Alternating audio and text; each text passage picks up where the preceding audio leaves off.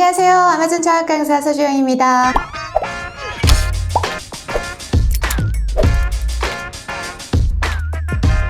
최근에 아마존에서 셀러로 가입을 하시려고 하셨던 분들 중에는 아마 놀라시는 일이 생기지 않으셨을까 싶어요. 제가 운영하고 있는 그 네이버 온라인 카페 있잖아요. 글로벌 셀리 유니버시티라고 하는 그곳에도 동일한 질문이 여러 건이 올라왔었어요. 제가 그것 중에 하나만, 대표적인 거 하나만 좀 보여드릴게요. 어떤 질문이었는가? 아마존 계정 생성 마지막 단계 해가지고 대표님 질문해서 올립니다 라고 하면서 잘 왔는데 이제 비디오 콜 예약까지 다 했는데 그런데 그 밑에 이상한 놈이 떴어요 라고 어드레스 베리피케이션이라는 게 떴는데 이 내용은 무엇일까요? 이렇게 친절하게 이렇게 표시까지 해가지고 질문을 주셨어요. 그래서 이거에 대해서 좀 말씀을 드려야 되겠다라는 생각이 들었습니다. 여러분들이 처음에 회원가입을 하시다 보면은 굉장히 아마존이 까칠하게 회원가입을 받으니까 마음이 조마조마하시잖아요. 사이띠게 하나만 있어도 안 돼, 대문자 소문자가 달라도 안 돼, 주소가 달라도 안 돼, 순서가 달라도 안 돼, 막 이러니까 얼마나 조마조마하고 오세요. 그런데 마지막 단계에 이제 여권과 뱅크 스테이트먼트 다 제출하고 나서 이제 쫄깃한 마음으로 60초를 딱 기다리고서 이제 다 됐다 이러고서 IPV까지 딱 와가지고 비디오 콜 딱 했는데 오와 갑자기 어드레스 베리피케이션 OTP 코드는 무엇인고 자라보고 놀란 것은 소뚜껑 보고 놀란다고 당연히 이해가 됩니다. 자, 그러면 이게 어떤 건지에 대해서 좀 말씀을 드릴게요. 너무 놀라시지 않아도 된다라는 결론부터 좀 말씀을 드리고 시작을 하겠습니다. 이 어드레스 베리피케이션이라는 제도는요, 아마존이 신규 가입하는 셀러들의 그 신원을 증빙하는 방법 중에 하나이기는 한데 새로 생겼습니다. 우편물을 셀러가 기재한 주소로 아마존이 직접 발송을 하는 거예요. 그래서 셀러가 입력한 그 주소가 맞는지 아닌지, 진짜인지 가짜인지 이거를 구별하기 위해서 새로 도입한 거예요. 진짜 셀러 가입이 정말 징글맞게 빡세지죠? 사실 2015년에 아마존이 처음 이제 한국 셀러들의 가입을 시작할 때는요, 그냥 회원 가입만 하면 끝났거든요. 이런 거 하나도 없었어요. SIV 제도도 없었어요. 그래서 저 같은 경우는 너무 쉽게 가입을 했었어요. 근데 이 SIV 제도가 2017년인가 2018년인가 그쯤에 생겼어요. 엄청나게 많은 셀러들이 가입 단계에서 통과하지 못하고 재도전을 하다가 수개월을 그냥 가입으로 그냥 씨름만 하다가 결국은 포기하고 에라이 나 안 해, 세상에 온라인 마켓플레이스가 여기밖에 없냐, 나 안 한다 테테테 하고 나가신 분들도 정말 많거든요. 그래도 또 난 끝까지 한다 라고 하시면서 6개월 만에 혹은 1년 만에 아이들을 생성하신 분들도 있으셨고, 아무튼 이렇게 너무 큰 장벽이 이 SIV였었어요. 그래서 2019년에서 2020년인가 그 사이에 살짝 보완을 합니다. 3회 이상 서류가 통과가 안 되면, 여권이랑 뱅크 스테이트먼트를 냈는데 통과가 안 돼, 그러면 보류를 때리기 이전에 다시 해라, 다시 제출해라, 다시 제출해라, 다시 제출해라, 3회 이렇게 서류를 다시 제출해라 라고 하는 그 단계를 만들었어요. 그런데도 불구하고 그 3회를 다 써버리고 통과가 안 되면 이제 그게 영구 거절이 되도록 해버린 거죠. 그러면 영구 거절이 되면 새롭게 이메일 주소를 생성을 해서 다시 가입 시도를 해볼 수 있도록, 요게 보완이에요.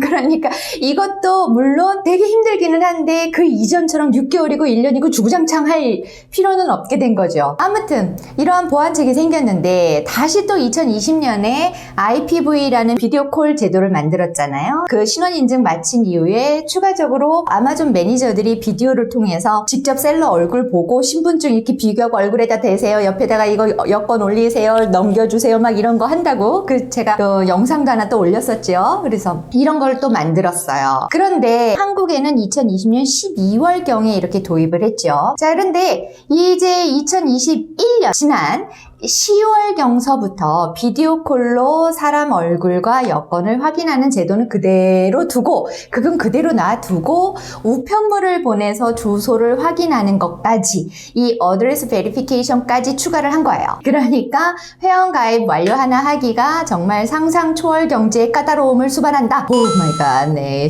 이렇게 생각을 하시면 좋을 것 같아요. 아무튼 어찌됐건 우리는 또 새로운 게 생겼으니까 이걸 또 알아봐야 되지 않겠습니까? 자, 그러면 이제는 아마존이 신규 셀러가 가입을 했을 때 실제 주소가 맞는지 아마존에서 엽서를 보냅니다. 그리고 그 안에 코드가 있어요.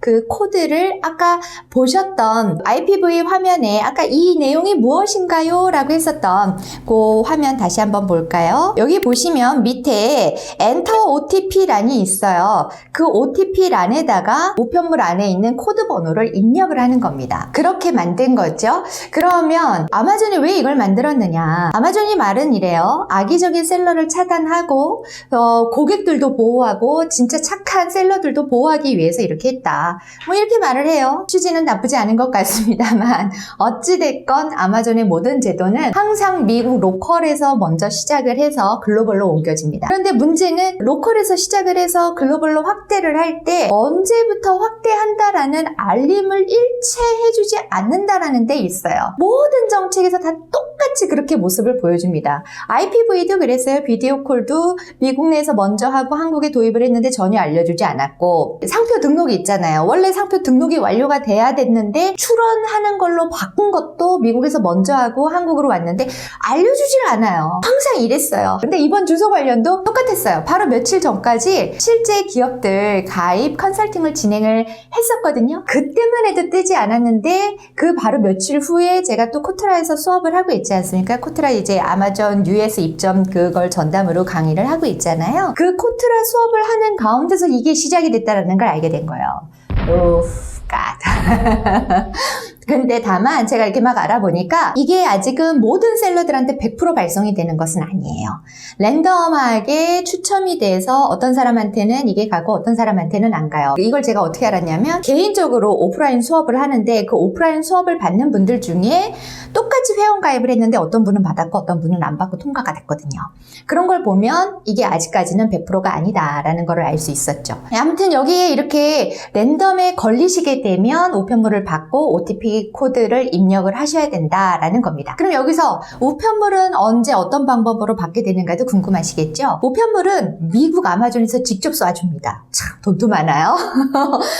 아마존 코리아에서 주는 게 아니고요. 아마존에서 UPS를 통해서 발송을 해요. 그래서 우편물을 받기까지 좀 시간이 걸릴 거다라고 생각하시겠지만 UPS라는 특성을 이용하기 때문에 그렇게 오래 시간이 걸리지 않아요. 일주일도 채 안 걸리는 것 같아요. 저희 오프라인에서 제 수업 받았던 분은 3-4일 만에 받으신 것 같더라고요. 아무튼 그렇게 해서 우편물을 받으시면 이런 모습입니다. 자, 요렇게 되어 있어요. 미국에서 직접 발송을 했고 또 유니크한 베리피케이션 코드가 여기에 있습니다. 그런데 이제 저는 이제 가렸어요. 그리고 15일 이내에 응답을 하라 라고 되어 있고 뒷장 같은 경우도 이렇게 똑같이 나와 있습니다. 그리고 어떻게 해라 라는 이 안내가 나와 있는 거죠. 이 주소가 확인이 되지 않으면은요 불법인 걸로 판명이 됩니다. 당연히 계정이 차단되게 돼요. 그럼 도대체 아마존은 왜 이렇게까지 셀러 가입을 엄격하게 하고 힘들게 하는지 이번 주소 확인을 도입하게 된 배경도 좀 간단하게 말씀을 드리겠습니다. 아마존이 전 세계에서 가장 큰 전자상거래 업체 중 하나로 성장을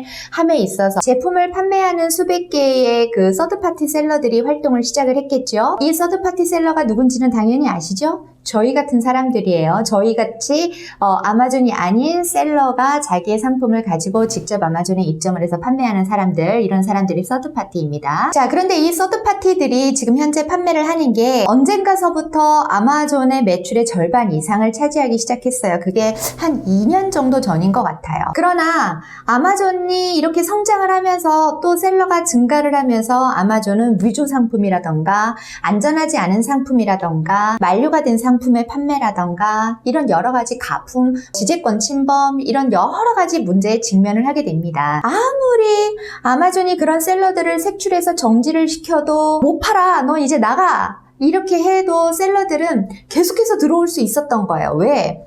계속 판매를 하기 위해서 셀러들은 이미 계속적으로 판매를 하기 위해서 여러 계정을 만들어 두거든요. 그게 일반적으로 모든 일반 셀러들한테 그게 다 인식이 되어 있어요. 사실 저도 그렇게 알고 있고 기존의 많은 셀러들이 이미 여러 개의 계정을 가지고 있습니다. 그런데 이 여러 개의 계정을 갖는 게 사실은 아마존 판매자 정책에 위배되는 사항이잖아요. 그래서 아마존이 이런 것을 막기 위해서 주소 확인까지 하는 것을 도입하게 된 거예요. 이 미국은 이 주소 확인 확인을 신규 셀러만이 아니라 기존 셀러들도 포함해서 진행을 하고 있어요. 그런데 아직은 한국은 신규 셀러에게만 적용을 하고 있는 것으로 알고 있는데요.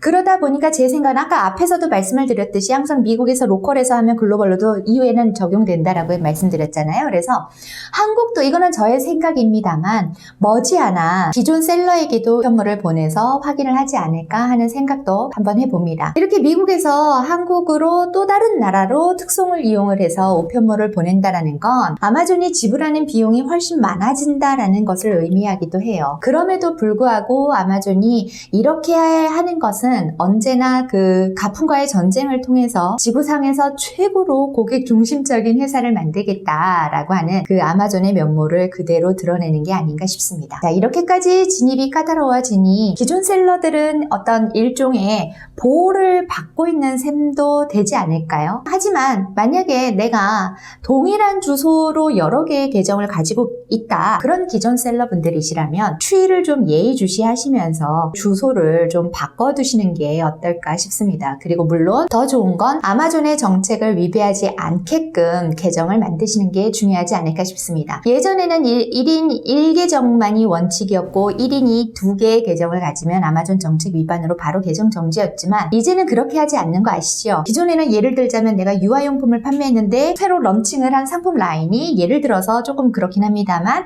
성인용품이야. 그러면 이 2개를 같이 한 계정에서 같이 판매하는 게 어렵잖아요. 조금 그렇잖아요. 이런 경우에는 정식으로 새로 계정을 이메일을 새로 해서 계정을 틀 수 있습니다. 다만 기존에 판매하고 있던 그 계정에서 판매하고 있던 이 상품과 새로 만든 계정에서 판매하는 상품이 중복되지 아니한다면 그러면 아마존도 그걸 가지고 계정 정지를 시키지 않아요. 이렇게 기존 셀러들에게 좀 더 유해졌기 때문에 계정을 여러 개를 가지시려면 아마존의 정책을 준수하시면서 하시는 게 어떨까 하는 생각이 듭니다. 자, 어떠세요? 결코 어렵지 않은 주소 확인 제도가 새로 도입이 됐으니까 너무 떨지 않으시기를 바라면서 자, 오늘은 저는 여기까지 하도록 하겠습니다. 다음 영상에서 더 좋은 내용으로 찾아뵙도록 하겠습니다. 다음에 봬요.